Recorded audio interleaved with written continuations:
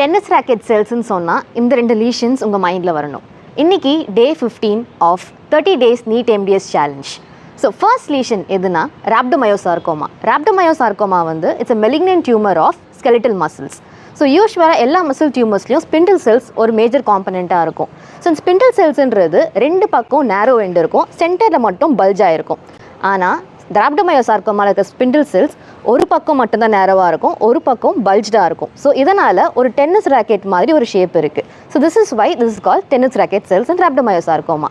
Second lesion பார்த்தீங்கன்னா Langerhans cell histiocytosis. So இந்த லீஷனில் பர்பெக் கிரானியூல்ஸ். ஸோ இந்த பர்பெக் கிரானியூல்ஸ் வந்து எலக்ட்ரான் மைக்ரோஸ்கோப்பில் பார்த்தா மட்டும்தான் தெரியும். அண்ட் இது பார்க்குறதுக்கு ராட் ஷேப்டாக இருக்கும்.